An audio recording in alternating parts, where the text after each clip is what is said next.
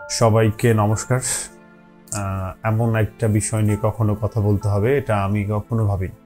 আমরা আমাদের ব্যক্তিগত জীবনে কথা বলার মতো অনেক কিছু পেয়েছি, কথা বলার মতো অনেক কিছু আছে, কিন্তু নিজের সংস্কৃতি, নিজের ধর্ম বা নিজের ধর্মের ভিতরে বা নিজের ধর্মে অনুসরণ করা একগুচ্ছ মানুষের প্রতিদিনের যে কালচার বা তাদের আসলে জীবন যাপন করার যে পদ্ধতি, এই সমস্ত বিষয়গুলো নিয়ে যে কখনো কথা বলতে হবে এইটা আসলে আমার কখনো বোধগম্য ছিল না।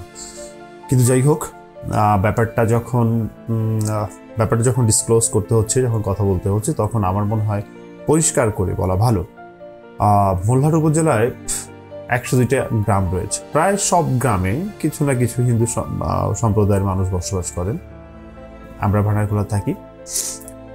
আমি যখন ছোট, তখন দেখেছি, অর্থাৎ মেবি ক্লাস 6-এ পড়ি, সম্ভবত ক্লাস 6-এ যখন পড়ি তখন আমি দেখেছি যে আমাদের গ্রামে আমরা যারা একসাথে থাকতাম, মানে যত মানুষ আমরা একসাথে থাকতাম, তারা কিছু একটা বিষয় নিয়ে আলাদা হয়ে গেল। একে অপরের সাথে কথা নেই, কোনো অনুষ্ঠান আদি একসাথে হচ্ছে না, কেমন যেন একটা পরিবেশ তৈরি হলো। আজকে প্রায় 20 বছর অতিবাহিত হয়েছে। প্রেক্ষাপট বলবো কারণ আমি এটা ফাইন্ড আউট করতে পেরেছি যে আসলে ঘটনাগুলো কিভাবে ঘটে, এই ঘটনার পেছনে ইন্ধনদাতা কারা। এটা আজ থেকে 20 বছর আগের ঘটনা। 20 বছর পরে গিয়ে যখন বলতে হচ্ছে, তখন ভিতরে অনেক কিছু, অনেক যন্ত্রণার জায়গা এবং আফসোস এই জন্য যে একটা সাধারণ সিলি একটা ম্যাটার নিয়ে একটা সম্প্রদায়ের মানুষ 20টা বছর ধরে বিভক্ত। এই 20 বছরে আমাদের প্রায় 5-7টা পরিবার, 5-7টা বংশ, তারা বাংলাদেশ থেকে তাদের অস্তিত্ব মিটিয়ে ফেলেছে। আমাদের গ্রামে জনসংখ্যা কমেছে, এই সম্প্রদায় শক্তিশূন্য হয়েছে। তবে এক বা একাধিক কুচক্রী ব্যক্তি যারা বিষয়টাকে এনজয় করেছে, যারা ইন্ধন দিয়ে সামাজিক সম্প্রীতি নষ্ট করেছিল, তারা সমাজ ব্যবস্থার একটা ফেক সমাজ ব্যবস্থা তৈরি করে সেখানে একটা দীর্ঘ সময় ধরে একটা রাজত্ব তৈরি করতে পেরেছে। এর বাইরে আর কিছুই না। কিন্তু আলটিমেটলি ক্ষতিগ্রস্ত হয়েছে আমরা, ক্ষতিগ্রস্ত হয়েছে এদেশের হিন্দু সম্প্রদায়ের মানুষ, ক্ষতিগ্রস্ত হয়েছে ভান্ডারখোলা হিন্দু সম্প্রদায়ের মানুষ। এটা আমি ইভেন যারা এই বিষয়টা যে কোনো স্বার্থ সিদ্ধির জন্য, তাদের নিজস্ব চাওয়াকে পাওয়ায় রূপান্তরিত করার জন্য এই ঘটনাগুলোকে ইন্ধন দিয়ে বাঁচিয়ে রাখে, তারাও ক্ষতিগ্রস্ত আলটিমেটলি। কিন্তু এরা আসলে এমন স্বপ্নে বিভোর, এই ক্ষতিগুলো তাদের চোখে কখনো দেখতে পায় না। আমি যদি আপনাদেরকে একটু পরিষ্কার করে বলি তাহলে বুঝতে পারবেন।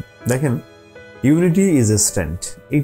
এইটার বিকল্প বা এটা বিকল্প হতে পারে এমন কোনো সাউন্ড আমার কাছে নেই। আপনি যতক্ষণ পর্যন্ত একত্রিত থাকবেন ততক্ষণ পর্যন্ত আপনার শক্তি থাকবে। আপনি যখন বিভক্ত হয়ে যাবেন তখন আপনার শক্তি খর্ব হবে। একটা সুন্দর, একটা সম্প্রীতিময় গ্রাম চোখের সামনে বেড়ে ওঠা, আমাদের গ্রামটা এত সুন্দর ছিল, এত ভালো ছিল গ্রামের মানুষগুলো। আমার মনে পড়ে এই গ্রামের প্রতিটা মানুষ, মহিলা পুরুষ, অত্যাধিক ভালোবাসা স্নেহ দিয়েছে আমাকে ছোটবেলা থেকে। আমার বংশের কেউ হতে হবে না, প্রতিবেশী, গ্রামবাসী, মানে কেন যেন আনকন্ডিশনাল ভালোবাসা আমাকে দিয়েছে। তাদের ভালোবাসা পেয়ে বড় হয়েছি, তো এই জন্য ভালোবাসার ঋণটা আমার কাছে মনে হয় যে অনেক বেশি। এটা শোধ করার সময় এসেছে। এটা আমি সবসময় ভাবতাম যে এত মানুষের ভালোবাসা গ্রামের, আমি যদি এই পাশ থেকে বলি, পুরো আনকন্ডিশনাল লাভ। কারণ আমাকে ভালোবাসার জন্য কোনো কন্ডিশন কারো ভিতর ছিল না। আমার কিছু প্রবলেম হচ্ছে বরাবরই দেখা যাচ্ছে সাবজেক্ট থেকে সরে যাওয়ার কিছু ব্যাপার আছে। কারণ আমি কথা যখন বলি তখন আসলে অনেক কিছু ইনক্লুড হয়। আমি ওই জায়গা থেকে বলি। আমার উপর সবসময় একটা ঋণ কাজ করতো, আমি এটা ফিল করতাম। সেটা পশ্চিম পাড়া, আমাদের দক্ষিণ পাড়া, আমরা পূর্ব পাড়া, মধ্য পাড়া, মানে সব জায়গায় আমি ছোটবেলা থেকে যাদেরকে কাকা ডেকেছি, ছোটবেলা থেকে যাদেরকে জেঠু ডেকেছি, যাদেরকে দাদা ভাই ডেকেছি, তাদের কাছ থেকে আমি আসলে আনকন্ডিশনাল ভালোবাসা পেয়েছি।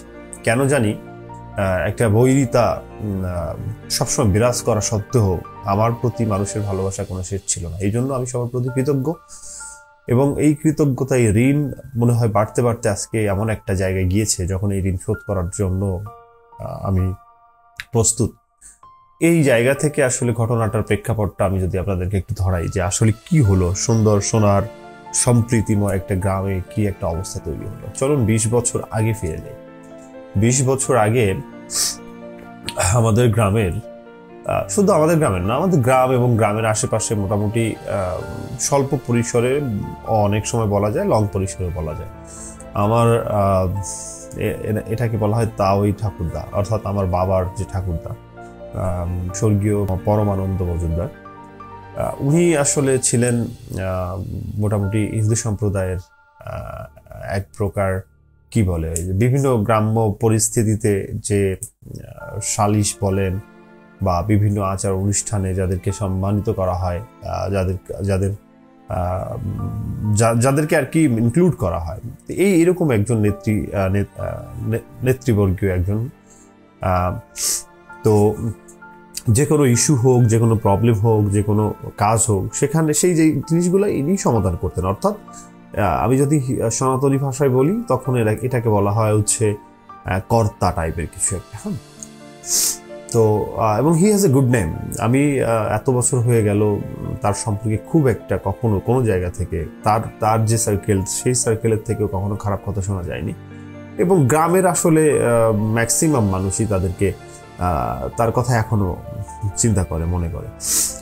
এখন ব্যাপারটা হচ্ছে আমরা মজুমদার বাড্ডাখোলা, আমাদের মজুমদারদের যে বংশে বৃদ্ধি এবং মানুষের সংখ্যা, সেটা সঙ্গত কারণে হচ্ছে আমাদের গ্রামের পশ্চিম পাড়া গঠিত হয়েছে যাদের সমন্বয়ে, সেখানে আমাদের বিশ্বাস, তারপরে খান, বসু, মণ্ডল, কীর্তনিয়া, মজুমদার, এই যে কয়েকটা বংশের মানুষ সাধারণত এখানে আমরা বসবাস করি। এর ভিতর বাগচিও আছে, এর ভিতর থেকে হচ্ছে সংখ্যায় মজুমদারদের সংখ্যা একটু বেশি, এবং এটা বলা যায় মজুমদাররা যে কয়জন ইকুয়ালিটি হচ্ছে আর আদার্স। হ্যাঁ, তো সেই জায়গা থেকে আসলে গ্রামে সবকিছু ঠিকঠাকভাবে চলছিল, এবং গ্রামের যত অনুষ্ঠান সেটা আমাদের বাড়িতে হতো। অর্থাৎ সেটা বলেন, আমাদের এই গ্রামে প্রথম আমরা পদাবলী কীর্তন গান শুরু করি, সেটা শুরু হয়েছিল আমাদের বাড়ি থেকে।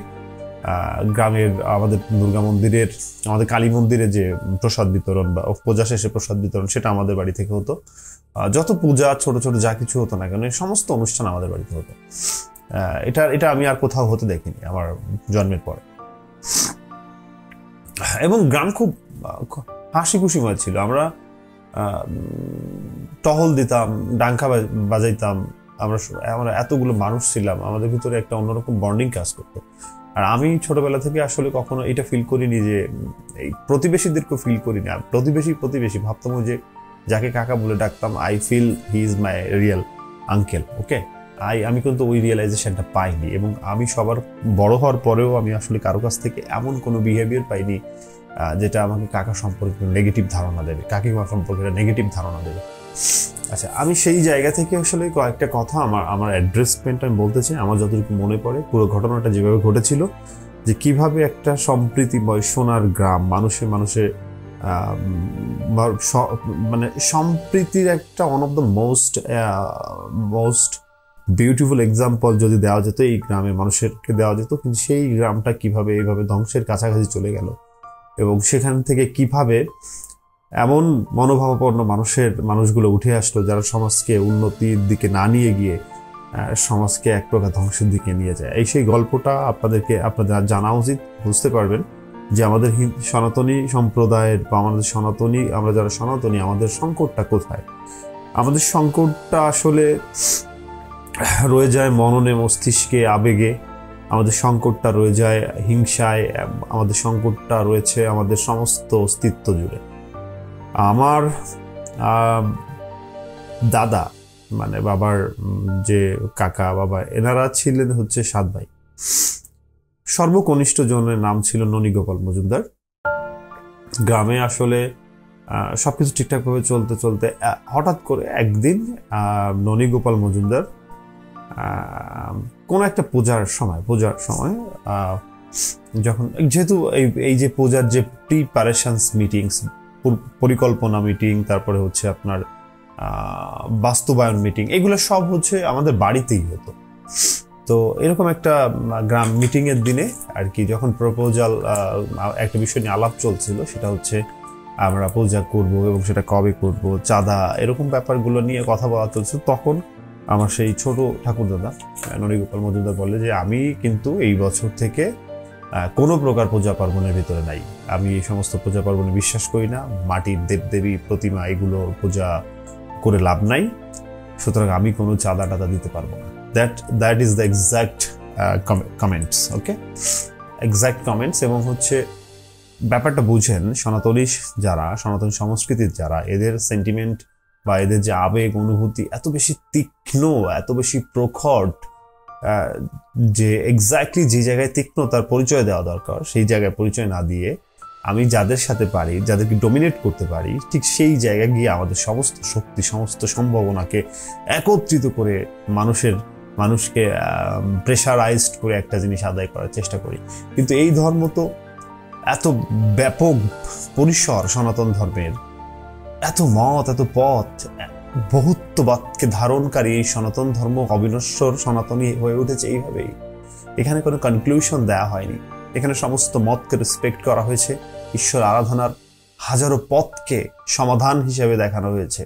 মানুষ তার ভক্তিযোগের মধ্য দিয়ে কোন পথে অবগাহন করে ঈশ্বরের নিকট পৌঁছাবে, এটার সিলেকশন ক্ষমতা মানুষকেই দেওয়া হয়। বাই ডিফল্ট কোথাও কোনো জায়গায় এমন কোনো নিষেধাজ্ঞা দেওয়া হয়নি যে এইভাবে সাধনা না করে এইভাবে করা যাবে না। It's a great things. কিন্তু আমরা আসলে সংকট, আমরা হচ্ছে ন্যারো, আমি আসলে আলোচনায় না যাই, জাজমেন্টে না যাই, আমি আসলে গল্পটা, আমি হুবহু কাহিনীটা আপনাদের সামনে উপস্থাপন করি, তারপরে যদি আমাদের আসলে এই বিষয়টা নিয়ে জাজমেন্ট করতে হয় আমরা করব।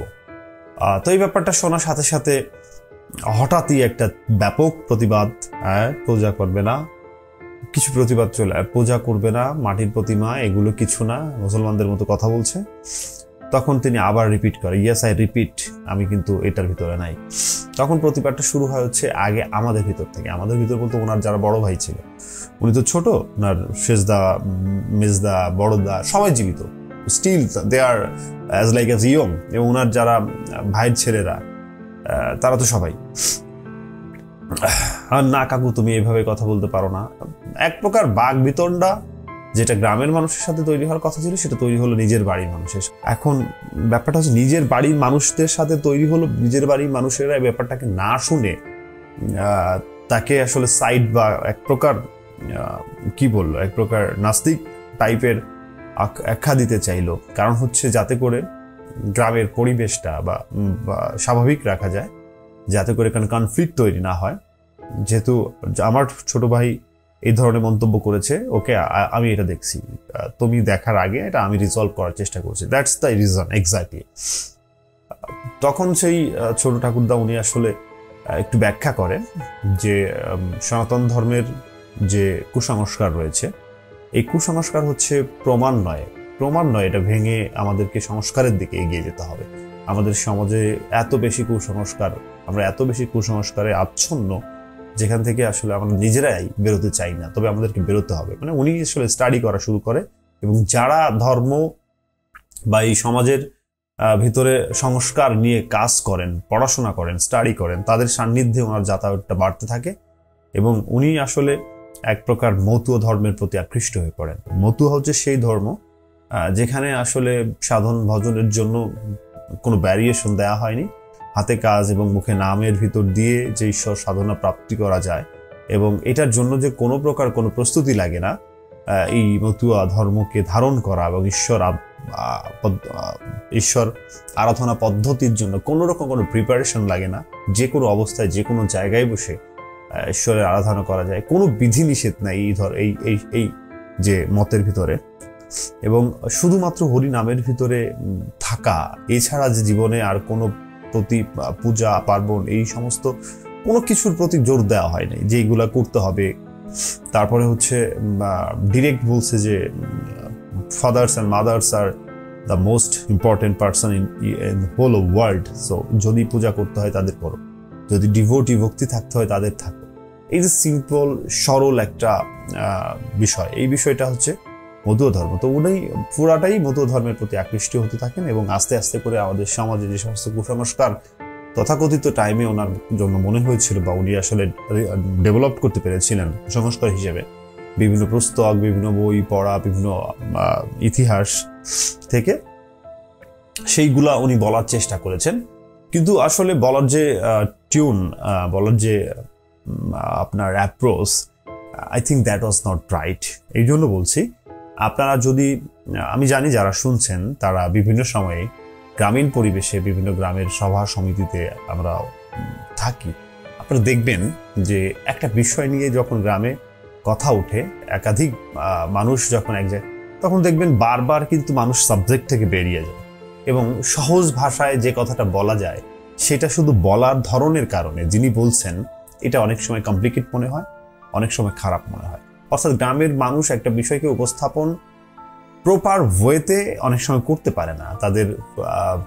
তাদের হচ্ছে difference of tune, of voice, তারপরে হচ্ছে আপনার সেন্টেন্সের প্রপার ব্যবহার, সিম্পলি হচ্ছে কোথাও যেখানে থামার কথা সেখানে না থেমে একটা সেন্টেন্সকে শেষ করে দিলে এটার মানে আলাদা দাঁড়ায়।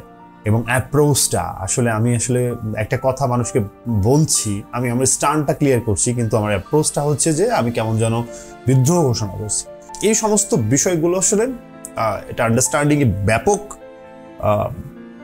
ঝামেলা তৈরি করে, যার কারণে একটা সময় হচ্ছে গ্রামের মানুষ উত্তেজিত হয়ে যায়, মিটিংটা ওইখানেই আর কি থেমে যায়। এখন এটা থেমে গেলেও কনফ্লিক্টটা আর থামে না। এটা এরপর আমাদের বাড়ির মানুষেরগুলোর সাথেই তার একটা কনফ্লিক্ট তৈরি হয়।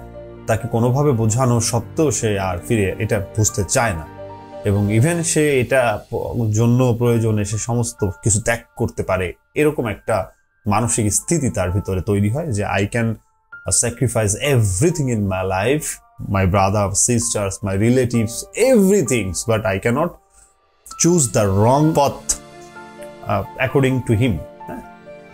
বিষয়টা নিয়ে আসলে ব্যাপক প্রবলেম তৈরি হয় নিজেদের ভিতরে, আমাদের নিজেদের বাড়ির ভিতরে। একটা পর্যায়ে আমরা বাড়ির মানুষ সবাই সিদ্ধান্তই নেয়, ঠিক আছে তুই একা থাকবি আজ থেকে, গ্রামের তোর জন্য আসলে আমরা গ্রামে প্রবলেম তৈরি হতে দিতে পারি না, আমরা গ্রামবাসী সব এক, তুই এক। সেটা উইলিংলি এটা স্বাগত জানায় যে ওকে, নো প্রবলেম, আই এম একা তো একা, আমার কাউকে দরকার নাই। আমরা তখন আসলে গ্রামবাসীর মতো আসলে চলতে থাকে। তবে তার ভূমিকাটা আসলে সে কোনো ডিস্টার্বিং পারসন না। তবে একটা কথা হচ্ছে কি, একটা গ্রামে মানুষের কি কিছু কিছু জিনিস দেখবেন যে সবার সাথে অ্যাভারেজ রিলেশনস, কিন্তু দুইজন বা একজন এরকম 2-4-5 জন আছে যাদের সাথে আসলে একটু এক্সট্রা ভালো রিলেশন থাকে। এটা আপনারও আছে, আমারও আছে। এই গ্রামের সবার সাথে অ্যাভারেজ রিলেশন, ভালো relations, but some peoples are specials, they are more closer to heart, এটা কিন্তু স্বাভাবিক। তখন উনি হতো কি, ওনার যারা মোর ক্লোজার টু হার্ট, যারা আসলে একসাথে বড় হয়েছে, এই যে ফ্রেন্ড জোনসটা, এই জোনে আসলে উনি এইটা বলে যে দেখ এই ব্যাপার, আমি এই ব্যাপারটা থেকে সরতে পারছি না। কিন্তু এটা আসলে মানুষ এত বড় আঘাত হিসেবে নেয়, হ্যাঁ এটা আমাদের দেবদেবী নিয়ে এই ধরনের কথা, এটা ভুয়া, এর কোনো অস্তিত্ব নাই। তো বিষয়টা উনটা তখন সম্পর্কের জায়গা থেকেও এই যে অ্যাপ্রোচটা উনি দেখিয়েছে বা সাহসটা দেখিয়েছে, এইটা দিকে বেশি ফোকাসড করে। একজন মানুষের সাথে ছোটবেলা থেকে একটা সম্পর্ক বিল্ড আপ হয়ে যখন বয়সের শেষ পর্যায়ে, সেই সময়ে সে ধর্মীয় সাধন ভজন করার পদ্ধতিগত একটা অন্য মতামত তৈরি হলে সেটার উপর বেশি প্রাধান্য দিতে পারেন যারা, তাদেরকে বুঝতে হবে যে এখানে কিছু বিষয় রয়েছে। আমি সিলেক্টিভ ভাবে তাদের দোষ দিচ্ছি না, এটা হচ্ছে তাদের জীবন ধারণের যে একটা রেগুলার অভ্যাস তৈরি হয়েছিল দীর্ঘ সময় ধরে, যে বলয় তারা সৃষ্টি করে নিয়েছিল তাদের চারিপাশে, তারা মনে করেছিল সেখানে ধাক্কাটা লেগেছে। তো সব জায়গা থেকে এই যে সম্পর্কের যে প্রচুর আস্থা যেসব জায়গায় ছিল, সেই জায়গায় একটা ধাক্কা আসতে শুরু করে এবং নিজেরাই হয়তো এক প্রকার কথা কাটাকাটি, ঠিক আছে যা আজকে থেকে তোর সাথে আর আমার মিশার দরকার নেই, ঘোরার দরকার নেই, এরকম বিষয়গুলো চলে আসে। তখন বাড়িতে অনেকের সাথে এই ব্যাপারগুলো নিয়ে কথা হয়, তখন অনেক জায়গা থেকে দেখা যাচ্ছে তার নিজস্ব ক্লোজ, মানে একদম নিজস্ব সার্কেলে একজনকে বলতেছিল দোস্ত এইগুলোর কোনো ভ্যালু নেই, এগুলো মাটি ছাড়া আর কিছুই না। পাশ থেকে একজন শুনছে, সেটা আবার গ্রাম ভরে মানুষ বলে বেড়াইছে, হ্যাঁ ননি এই বলে এটা মাটি, এর ভিতরে বোন আর মাটি ছাড়া কিছুই নাই। তো বিষয়টা আসলে ন্যারেটিভ হিসাবে মোটামুটি ডেভেলপড হলে একটা সময় গিয়ে হচ্ছে, এমনিতে কিন্তু আমাদের বাড়ির যে স্টান্ট ছিল, আমাদের পুরো বাড়ির স্টান্ট ছিল যে উনার সাথে আমরা নাই, হ্যাঁ উনি এই সমস্ত কথা বলে ওনার সাথে আমরা নাই, okay that was the start, fine. এখন উনি যে এই সমস্ত কথাগুলো আমাদের বাড়ির পরিসরে বলছে বা ওনার একদম ক্লোজ সার্কেলে বলছে, সেই কথাগুলো কেউ না কেউ শুনছে, এটা স্বাভাবিক। উনি তো আসলে খুব স্পষ্টভাষী, খুব ক্লিয়ার সাউন্ডলি কথা বলে, উনি কখনো ঢাক গুড় করে না। একে তো হচ্ছে সব থেকে বড় পরিবারের ছেলে, তাদের পরিবারের সদস্য সংখ্যা বেশি, তারা হ্যান্ডেল করতে পারে যে কোনো সিচুয়েশনে, এই একটা ব্যাপার ছিল। আর একটা ছিল তার কাকা হচ্ছে গ্রামের মাতুব্বর, সেও একটা ব্যাপার ছিল, হ্যাঁ সবকিছু মিলে সে কখনো আস্তে কথা বলতো না, সে যেটা বলতো সেটা প্রকাশ্যে বলতো, সবার সামনেই বলতো। তো এইটাকে আসলে ন্যারেটিভ হিসেবে মোটামুটি ডেভেলপ শুরু হয় একজন যখন আরেকজনের কাছে বলতে থাকে। তখন একটা জিনিস নিয়ে হঠাৎ করে এমন একটা ঝামেলা তৈরি হয়, ইস্যু তৈরি হয়, সেটা আমাদের উঠানে বসে আমার মনে আছে। মানে এরকম বাকবিতণ্ডা তো শুরু হয় আসলে মতের অনৈক্যর কারণে। তো একটা বিষয়ে কোনো একটা অনুষ্ঠানের ব্যাপারে সিদ্ধান্তে আসা যাচ্ছিল না, এরকম মত অমতের কারণে তখন বাকবিতণ্ডা শুরু হয় ছোটদার সাথে গ্রামের অন্যান্য কয়েকজনের। তো এমন একটা লেভেল পর্যন্ত এটা রিস্ক করে যে হাতাহাতি লেভেল পর্যন্ত যাইতে পারে। অর্থাৎ তারা একটা সময় বলে যে তোর এত বড় সাহস, তোরে তাহলে আমরা মারবো, হ্যাঁ গ্রাম থেকে বিতাড়িত করা হবে, মারা হবে। যখন মারতে উদ্যত হয় তখন কিন্তু আমার বাড়ির লোক প্রোটেক্ট করা শুরু করে, কারণ সিম্পলি ভাই তো রক্তের ভাই, তো তাকে এক জায়গা করে দেওয়া যায়, তার সাথে সম্পর্কর তাকে আলাদা রাখা যায়। কিন্তু তাকে যখন কেউ বা কোনো গোষ্ঠী বা কোনো লোক মারার জন্য উদ্যত হয়, সেটা কিন্তু কোনো ভাই সাপোর্ট করবে না, এটা কিন্তু দেখবে না দাঁড়িয়ে যায়। তখন হচ্ছে আমাদের বাড়ির মানুষ যারা ছিল তারা ফুল প্রোটেকশন মোডে থাকে, যে না এই সাহস তো তোমাদের কাউকে দেওয়া হয়নি যে তোমরা আমার ছোট ভাইরে মারবা যে কোনো কারণে। তখন গ্রামের ভিতরে মোটামুটি একটা গ্রামের মানুষের সাথে একটা মিসআন্ডারস্ট্যান্ডিং তৈরি হয় যে এরা কি সবই এক পক্ষের কিনা। তখন ছোটদার সাথে কথা হয়, আমাদের বলতে ঠিক আছে যে আমার প্রয়োজনে আমার ছোট ভাই যেটা বলতে সেটাই হবে, হ্যাঁ প্রয়োজনে ছোট ভাই যেটা বলতে সেটাই হবে, কিন্তু তারপরও এই সাহস বা এই ধরনের সক্ষমতা দেখানোর চেষ্টা করে না যে তার গায়ে হাত দেবা। তখন আসলে তখন একটা পর্যায়ে শান্ত করা হয়, যেহেতু ওই যে বললাম না যে আমার ওই ঠাকুরদাদা মাতুব্বর ছিল, তখন অলরেডি কিন্তু তার বয়স কিন্তু শেষের দিকে চলে আসছে। মানে সে যতটা প্রাসঙ্গিক ছিল, অর্থাৎ শক্তি সামর্থ্য কথাবার্তা সমস্ত কিছুতে যতটা প্রাসঙ্গিক ছিল, এই প্রাসঙ্গিকতার জায়গা থাকলেও তার ভ্যালু কিছুটা ডিক্রিজ করতেছিল। এই জন্য কারণ সে হয়তো আগের মতো সব অনুষ্ঠানে যেতে পারছে না, ফর তার বয়সের কারণ। সে হয়তো সব জায়গায় আগে যেভাবে ভূমিকা রাখতে পারছে সেটা পারছে না বয়সের কারণে। তো যার কারণে কিন্তু এটা একটা, তারপরও কিন্তু তাকে রেসপেক্ট করতে হয়েছে। সে যখন বলেছে সবাই শান্ত হয়েছে, থেমেছে, এই ধরনের কথাবার্তা পরে আর হয়নি। তো এভাবে আসলে একটা অপশক্তির জন্ম হয়। তখনই অপশক্তি তো সবসময় থাকে গ্রামে, যারা বিরোধিতা করার তারা আসলে বিরোধিতা করা শুরু করে, সেটা বিভিন্ন ন্যারেটিভ দাঁড় করানো শুরু করে যে ওরা হিন্দুদের ধ্বংস করে দিচ্ছে, হিন্দু সম্প্রদায়ের লোক না, এই সমস্ত উল্টাপাল্টা অনেক কিছু। তো গ্রামে তখন হয় কি, গ্রামে তখন মোটা দাগে একটা পক্ষ বিভাজন শুরু হয়। সেটা কেমন, এই যে পূজা পার্বণ যারা করার পক্ষে, আর আমাদের উইদাউট এনি রিজনস বাড়ির লোক যেহেতু ওনার সাথে একটা গ্যাঞ্জাম ক্রিয়েট হতে গেছে, তখন কোন রকম কোনো যুক্তিতর্কের বাইরে গিয়ে তখন তাকে সমর্থন করছে এবং গ্রামের মানুষের সাথে ক্লিয়ার হয়েছে যে না আমি আমার ভাইরে আমি আলাদা রাখতে পারি, কিন্তু তাকে তো মারার অধিকার বা তার পরিবারের উপর আঘাতের অধিকার কেউ পায় না। তো এই বিষয়টাকে ভুলভাবে প্রেজেন্ট করে তৎকালীন সময়ে তারা মারা গেছে না, আমি কি নাম বলবো? আচ্ছা, আমি যারা মারা গিয়েছে তাদের নাম না বলি, হ্যাঁ তারা যা করেছেন না করেছেন সমস্ত কিছু মেনে নিয়েও তারা এখন পরপারে ওপারে ভালো থাকুক, এটা আমার প্রার্থনা। তাদেরকে নাম বলে আর ছোট করতে যাচ্ছি না। তো যাই হোক, এরকম 2-3 জনের ভূমিকা এতটাই খারাপ ছিল, তারা বিষয়টাকে ন্যারেটিভ আকারে দাঁড় করিয়ে ফেলে। এবং এইখানে একটু বলে রাখা ভালো, পরমানন্দ অর্থাৎ আমার যে ঠাকুর দাদা, এনার হচ্ছে বিভিন্ন আদেশ পালনকারী কিছু লোক ছিল, তারা আস্তে আস্তে আসলে প্রভাবশালী হওয়ার স্বপ্ন দেখা শুরু করে। তারা একটা পর্যায়ে একটা কনসেপ্ট দাঁড় করায় যে আমাদের গ্রামে তো মজুমদাররাই প্রায় হচ্ছে সমস্ত কিছু নিয়ন্ত্রণ করে, এবং আমরা সবাই একসাথে মোটামুটি ওই ডিরেকশনেই থাকি। তো দুইজন এখানে, ওই সব মানুষ তো হবে এমন না, ওর ভিতর থেকে 2-3 জন একটা খারাপ চিন্তা ভাবনা নিয়ে চিন্তা করে যে আমরা যদি এই ইস্যুটা নিয়ে মোটামুটি আলাদাভাবে থাকি তাহলে অন্তত পক্ষে আমরা সুযোগ পাবো আমাদের এই সমাজে গুরুত্বপূর্ণ হয়ে ওঠার, এবং যতটা ন্যারেটিভ দাঁড় করানোর তখন এই আকাশে বাতাসে গ্রামে গঞ্জে সমস্ত জায়গায় এটা ছড়িয়ে দাও যে ওরা হিন্দু না, ওরা এই সমস্ত পূজা পার্বণ করতে চায় না।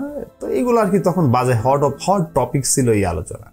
রাস্তাঘাটে হিন্দু মুসলমান এইটা চলতেই থাকে। আর যেহেতু সংস্কার মেন্টালিটিতে আস্তে আস্তে ডেভেলপড হতে থাকে, তখন বাড়ির মানুষ হচ্ছে সম্পূর্ণরূপে এই সংস্কারপন্থী হয়ে যায়। এবং যেখানে যেখানে কুসংস্কার, যে সমাজের যে সমস্ত জায়গাগুলোতে আপনার প্রথা কুপ্রথা রয়েছে, সেই সমস্ত প্রথার বিরুদ্ধে অটোমেটিক্যালি এই যে মাতব্বরি করা, এই যে এত সম্মানীয় জায়গা, এটা মুহূর্তে নিমেষেই আমাদের পরিবার, মানে এটা তো লিগেসি অনুযায়ী এটা আমাদের পরিবারের কাছে থাকবে, রাইট? সেটাকে কিন্তু কম্প্রোমাইজ করার জন্য চিন্তা ভাবনা করে ফেলে যে এটা দরকার নাই, সংস্কার হতে হবে। তখন এই হলো ব্যাপার। হঠাৎ একদিন হয় কি, আমার সেই ঠাকুরদাদা অনেকদিন যাবত অসুস্থ ছিলেন। আমি একদিন, তখন ছোট তো, আমি স্কুলে যাচ্ছি, আমাকে বলে একটা দাঁড়া, আমার কয়টা ঘুমের ওষুধ কিনে নেবে। আমি ওনাকে 1 পাতা ঘুমের ওষুধ কিনে দিই। আমি পরের দিন স্কুল ছুটি হয়, মানে ওই কিনে দিই যেদিন ওই স্কুলে যাই, ওই দিন স্কুল ছুটি হয়। আমি কালী পুজোর ছুটিতে মামাবাড়ি চলে যাই। মামাবাড়ি কালী পুজো চলে যাই। 2-3 দিন পরে আমি খবর শুনি যে উনি মারা গেছেন। বাবা, তখন তো মোবাইল ছিল না, মানে কমিউনিকেশনসের কোনো ওয়ে ছিল না, শুধু হচ্ছে গিয়ে অথবা চিঠি দিলে অনেক দেরি হতো। বাবা আনতে গেলেন, বাবা গিয়ে বললেন যে এই ব্যাপার। তখন আসলে ওখানে আমরা ছিলাম, মা ছিল, খুব ভেঙে পড়লেন, কান্নাকাটি করলেন। মাকে খুব ভালোবাসতো তো আমার আসলে কান্না করব ওই সেন্স আমার ডেভেলপ ছিল না। সবাই বললো কিভাবে মারা গেছে, বলতো ঘুমের ওষুধ খেয়ে মারা গেছে। আমার এত কষ্ট হচ্ছিল, এত খারাপ লাগতেছিল এই ব্যাপারটায় যে আমাকে দিয়ে ঘুমের ওষুধ কেনা এলো, সেই ঘুমের ওষুধ খেয়ে মারা গেল। ওনার ডিরেক্ট নাতি, আমি আর প্রতাপ এক জায়গায় ছিলাম, এই মামাবাড়ি ছিলাম। তখন আসলে অনেকগুলো ইস্যু হলো, শুনতে পারলাম বাবার কাছ থেকে। তখন বাড়িতে এসে জানলাম কি, আমাদের এই যে তাওয়ের যে ছেলে 2 জন, আমাদের 3 ঠাকুরদাদা হয়, 4 জন, তারা নাকি অন্য পক্ষে চলে গিয়েছে। বলতে এখানে কিছু বললাম না যে যদি একটা কিছু মানুষ সংঘবদ্ধভাবে চেষ্টা করে যে একটা ব্যাপক ম্যাসাকার করবে বা ক্ষতি করবে সমাজের, তাহলে তাদের কিন্তু অলওয়েজ কিন্তু একটা চিন্তা ভাবনা থাকে যে কিভাবে করা যায়। তাও যখন মারা গেল, তখন আসলে ওনার যে ভাতি যারা আছে, যেমন ননীগোপাল মজুমদার, মনীন্দ্রনাথ মজুমদার, মানে এই যে আমার দাদারা, ওনারা তখন ওনার সমাধি করার জন্য প্রস্তুতি নিচ্ছিলেন। বাবা বুকে হরিনাম টরিনাম এগুলো লেখা হয়ে গিয়েছে।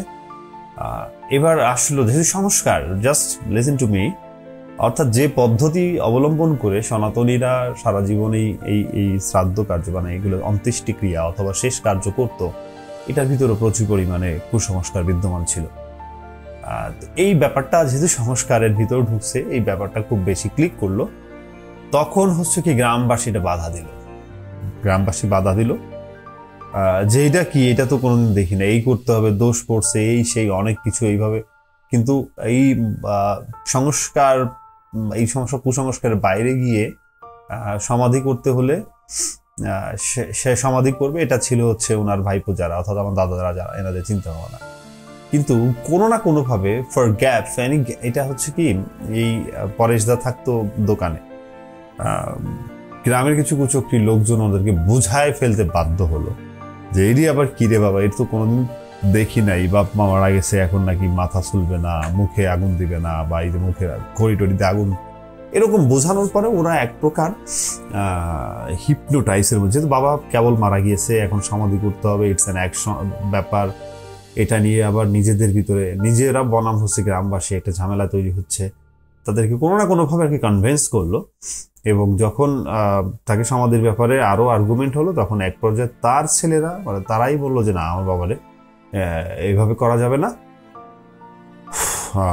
যেভাবে গ্রামের লোকজন চায় সেভাবে সমাধি করতে হবে। তো এটা এই স্টেটমেন্ট যখন আসলো, তখন হচ্ছে এই যে শুরু হলো ভাই দূরত্ব, তখন হচ্ছে আমার এই ঠাকুরদা যারা আছে, ওনার ভাইপো যারা আছে, তারা বিষয়টা কষ্ট বললো যে না, এইভাবে কাকা, এইভাবে আমার দুদু বলতো, এইভাবে আমার দুদুরে যদি মাটি দেওয়া হয়, আমার দুদু শান্তি পাবে না, আমরা এই মাটি দিতে পারবো না। That was the wrong step. আমার তখন যদি আমার বয়স হতো, আমি কখনো এই ধরনের সিদ্ধান্ত নিতে দিতাম না। এখানে এটা এস্টাবলিশড জিনিস যে আমার রক্ত, আমার ভাই, আমার কাকারে, আমার অ্যাজ এ ভাইপো আমরা কিভাবে সমাধি করব, এটা প্রথম ডিসিশনটাই আমাদের কাছ থেকে, এবং এটা করবো আমরা। যদি কারোর সাথে কম্প্রোমাইজ লেয়াজও করি সেটা পরের ব্যাপার, হ্যাঁ। কিন্তু গ্রামবাসীর কথা শুনে ওইভাবে আমরা সমাধি করব না, সেটা যখনই এই ধরনের কথা যে না এইভাবে পারবো না, আমাকে দুদুরে মাটি দিতে পারবো, তখনই ইনস্ট্যান্ট যারা এই একটা অবস্থার জন্য ওয়েট করতেছিল, তারা তখনই বললো যে ঠিক আছে, আর টাইম না দিয়ে তখনই মোটামুটি ওনাকে সমাধি করার জন্য কাঁধে তুলে নিয়ে যাওয়া হলো। No arguments. তার মানে গ্রামের মানুষের উচিত কি ছিল, যে প্রথমত বাড়ির মানুষ যারা, কাকা ভাইপোর ভিতরে হচ্ছে একটা সমাধি নিয়ে একটা আন্ডারস্ট্যান্ডিং প্রবলেম হচ্ছে, এই ব্যাপারটাকে অ্যাড্রেস করে বসা এবং একটা সমাধানে গিয়ে তারপরে সবাইকে নিয়ে, যেহেতু যিনি মারা গেছেন তিনি, যার বাবা, শুধু তার বাবা একটা না, আর আমাদের বংশের বন্ডিংটা আমি আপনাদেরকে একটু মাঝখানে আজকে যদি না বলি আপনি বুঝতে পারবেন না বন্ডিংটা কি। ধরেন ওই যে পরমানন্দ বাজি মজুমদার এবং তার সুরেন্দ্রনাথ মজুমদার, দুই ভাই। সুরেন্দ্রনাথ মজুমদার হচ্ছে তৎকালীন কর্তা। সুরেন্দ্রনাথ মজুমদার মারা যাওয়ার পরে পরমানন্দ মজুমদার হচ্ছে এটা মোটামুটি ফ্যামিলির লেগাসি অনুযায়ী এটা করে পায়, হ্যাঁ। এবার সুরেন্দ্রনাথ মজুমদারের 7 ছেলে, পরমানন্দ 2 ছেলে, 4 ছেলে, হ্যাঁ। পরমানন্দ হচ্ছে ওই সুরেন্দ্রনাথ মজুমদারের ছেলেদের আপন কাকা, ঠিক আছে, বুঝেন সিঁড়িগুলো কোথায় কোথায়। তারপরে হচ্ছে হ্যাঁ, আপন কাকা। এখন আমি কোথায় গিয়ে দাঁড়াইছি দেখেন, সুরেন্দ্রনাথ মজুমদারের ছেলেদের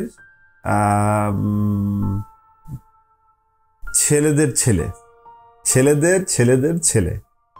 আমাদের সময়, আমাদের এই স্টেজে এসে আপনি জানেন আমাদের ভাই বোনদের ভিতরে বন্ডিং সম্পর্কে, এটা যে কোনো জায়গা থেকে মানুষ আসে আমাদের বাড়িতে, তারা অবাক হয়ে যায় যে আজকের দিনে এসে আপন ভাইদের ভিতরে সম্পর্কের যে পরিমাণ ল্যাকিংস, যে পরিমাণ অবনতি, আর এরা আপন তো না, কাকা তো না, এতগুলো সিঁড়ির পরেও এরা মানুষ দেখে, আচার আচরণে, ব্যবহারে আমাদের কোনো কিছুতে আইডেন্টিফাই করতে পারবে না যে আসলে আমরা আপন না। তো এইখানে আমার স্টেজের লেগাসি দেখেন, আমার স্টেজের বন্ডিং দেখেন, আর ওনাদের স্টেজের বন্ডিং তাহলে আরো কোন এক্সট্রিম লেভেলে ছিল, যারা আপন কাকা, হ্যাঁ, বুঝেন। তো সেই জায়গায় দাঁড়িয়ে স্টেকটা আসলে পরিকল্পনাকারীদের ভুল পরিকল্পনার জন্য একটুও টাইম না দিয়ে তাকে নিয়ে সমাধি করা হয়, এবং একটা প্রোপোকাণ্ডা, এবং তাদের যে আমার যে সেই পলাশ দাদা, পরেশ দা, প্রভাস, শ্রীবাস, পরমানন্দ ছেড়ে যায়, ওদের মস্তিষ্কের ভিতর বিষ প্রয়োগ করা হয় যে তোর বাবারে তোর ভাইপোরা মাটি দিল না, পরমানন্দ মজুমদার মাটি দিল না। এই যে সারা আমাদের একটা ভাঙন সৃষ্টি হয়, অর্থাৎ আমাদের বংশের ভিতরে এই যে একটা সেপারেশন তৈরি করে দেয় সুকৌশলে। এখন সবসময় মস্তিষ্কের ভিতর ঢুকাইতে থাকে তো বাবারে মাটি দেয় না। আর এই আমাদের এখানে আমাদের ভাইপোদের বোনের ভিতরে একটা যন্ত্রণা তৈরি হয় যে আমার কাকার সমাধিতে মাটি পর্যন্ত দিতে পারলাম না। That's the conflict. Conflicts is clear. Some peoples R try to approaching, যে তোর ভাইপোরা তোর বাবার সমাধিতে মাটি দেয় নাই, আর ওনার ভাইপোদের ওনার ভাইদের মাথার ভিতরে ঢুকলো যে আমার একমাত্র কাকা, একমাত্র দুদুর সমাধিতে আমরা মাটি দিতে পারলাম। দেখেন কি হয়। তখন হলো যা হবার তা হলো, গ্রামের ভিতরে মোটা দাগে আড়াআড়ি ভাবে ভাগাভাগি হলো। তাদের ষড়যন্ত্র চক্রান্তের কারণে গ্রামে যারা দুই ভাই ভাগাভাগি, এক পক্ষ এদিকে আসলো, এক পক্ষ ওদিকে আসলো। এইভাবে সম্পর্ক অবনতি ঘটতে ঘটতে ঘটতে ঘটতে একটা পর্যায়ে এমন একটা জায়গায় চলে গেল। সামান্য একটা ব্যাপার নিয়ে কিন্তু দেখেন, এখানে কোনো ধন সম্পদ এমন কোনো বিষয় ছিল না।